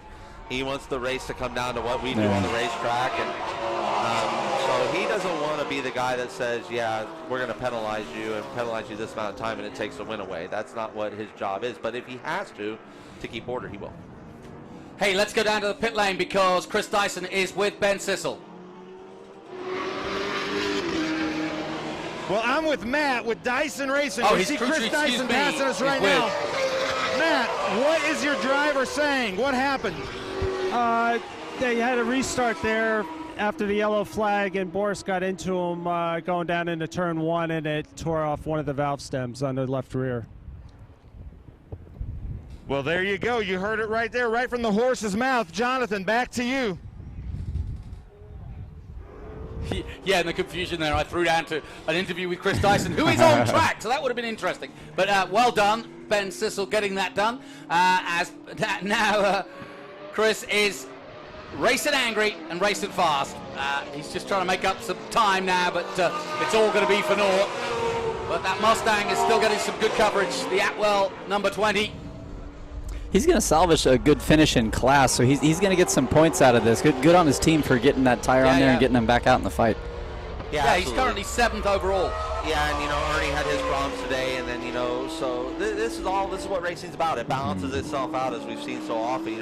Greasy had such a horrible race, really, points-wise at Road Atlanta. It looks like if things go well for him over the next 2 laps, he's going to bounce back with a good weekend here and finish here. So it's all balancing itself out. You're just gutted for Chris, right? He drove just a masterful race. He really done something not of his doing. So you hate it for him. And like I said before, Boris wasn't trying to make that move in that way. They came together in a racing deal, and we're passionate about this stuff. We all want to win, and only one person can do it. Yeah, exactly. For sure. Speaking of winning, Rob Crocker wants this win bad. His last couple laps have been really, really fast. But that's going to be a hard pass, passing that Corvette. It's got a lot of straight line speed. Well, Oaks made a mistake coming out of 11 there and probably gave himself a little bit of a scare himself at that moment there, but that's allowed Crocker to catch right up. And you're right, he is really looking for a chance here with 4.5 minutes to go, just 2 laps to go. Yeah, this is going to come down to the wire for this Super GT race, and it's a great one here, like you said. Again, you're going to need that Corvette to make that mistake, like you said, Thomas. It's got too much straight line speed. Yeah, Rob's doing a great job putting down good laps. The Porsche's well suited here. It's all about carrying corner speed for sure, but yeah, he's just got to keep the pressure on and hope Justin makes a mistake. It should look right there. I was like, they close up 2 car lengths there, right in the braking zone in turn 5 alone from entrance exit. So, yeah, I think it's just seen that race will come to him. And like you said, with lap time and horsepower comes tire wear. So with another lap left, he may be losing that. Well, as we come down to the closing stages, just a quick reminder, Boris said leads this race from Tommy Dreesy, Simon Gregg looking for a podium. We're watching the battle for SGT. Justin Oaks and Rob Crocker going head-to-head, and in XGT, it's going to be Eric Joyner in that beautifully made-up Porsche, who's going to win in XGT. I'm not seeing anything from Trans Am that they're investigating the contact between the number 2 car and the 20 of, between Boris Said and Chris Dyson. So as of right now, they're not announcing that they're going to go through an investigation on that, but who knows? Well, there's 3 sides to every story, as we know, and Chris did leave him a lane. Boris did get in there deep. I tell you, the one person I don't envy is David Hoots right now. Well, and I mean, an inch either way, and he wouldn't have hit the tire; he would have just hit the bodywork. Right, Yeah. exactly. So, yeah. It's one of them. That's a tough deal. One of the freak deals. We got a white flag out here for Boris coming across the line. Last time out, a 127.9 from Boris, a 127.9 also from Tommy Dreese, so he's on the pace. He just can't close the gap to Boris right now. I am shocked, as I think you are, Thomas, that the pace was a 127 the whole race. I mean, Yeah, if you wanted that's to be very up front, surprising. Really good. you were cracking off 27s, and I mean, it has not slowed down. So this is a great attribution to Pirelli Tire and the tire that they brought us, and these Trans Am race teams and the package that they put together and put underneath these cars. But Boris said has set sail in that Dayglow yellow Technique DEI Poncho Weaver Dodge Challenger, and I don't see, unless a miracle happens here for Tommy, that Tommy's going to get the second place and have a really good points day. For that Lucas Slick Mist Chevy Camaro, too, that Burton Racing put together. Burton Racing, what a day for them. I know. mean, they're going to bust off a podium here with both Simon and Tommy. I mean, what a fantastic day. Great day for the Peter Gregg Foundation. Again, petergreggfoundation.org, and check them out. Get signed up for your scholarship there. But what an awesome day. I can't wait to see the smile on all these drivers' faces at the end of this one. Well, it's a home race for these two Californians, and they're going to head down the hill for the last time here at the famous WeatherTech Raceway, Laguna Seca. But it's going to be Boris Said, the man who will never retire, even though his son is getting quicker and quicker down the road at the moment. But Boris Said has done it again, not perhaps as he planned, but he'll take it as the Dodge comes across the line to win. And Boris Said takes the checkered flag ahead of Tommy Dreese in second place. Simon Gregg will make it a Burton 2 and 3, and they are delighted with that. Great stuff by them. Hamid Massoud takes fourth place, and Eric Joyner will win for XGT and finish fifth overall. And Ken Thwaites gets a very solid sixth place in TA. Chris Dyson makes some points, and those are going to be valuable come the count towards the end of the season. So well done to Chris Dyson for at least keeping going, but we'll keep you informed. Watch social media, because I've got a feeling there may be a twist to the result of this race, but we will find out before the day is done. And this battle is going all the way to the end too. This is the battle for SGT. Justin Oates just at the moment holding off from Crocker. Down. Corkscrew they come. That was not for a lack of effort there from Crocker. He did a great job. I think that's it though, don't you? That was going to be the last chance, and he knew.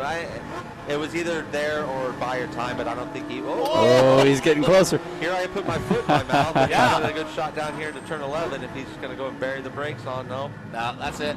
I'll Well, tell we you thought about it.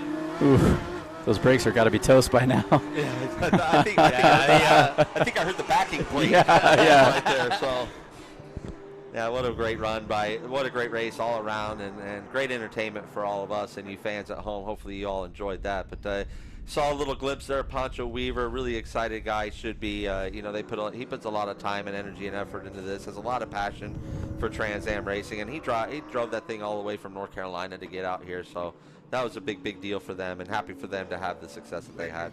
Yeah, full credit to him. Boris drove a great race. He put his fastest lap down on lap 39 of the race. That's a pro effort right there. Nice job. Yeah, absolutely, 100%.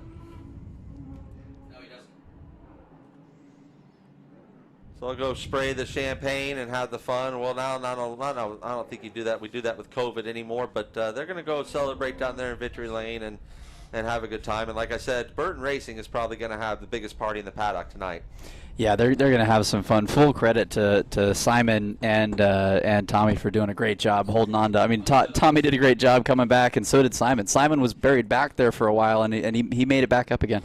So look at the results. Boris Said takes the win for Weaver Racing. Tommy Dreese takes second place. Simon Gregg is third. Hamid Massoud is fourth. Eric Joyner and Ken Thwaites fifth and sixth. Chris Dyson, an important race for Chris, but he'll have more to say, I'm sure, after the race. Justin Marks, a good run by him.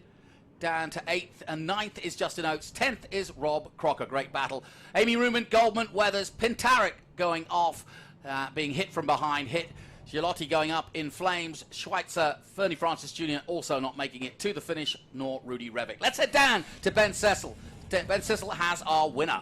All right, here we are, WeatherTech Raceway, Laguna Seca, in his home state. Boris said, how in the world do you do it? I love it. Let's hear it, crowd. Boris said, coming in first. Come on now.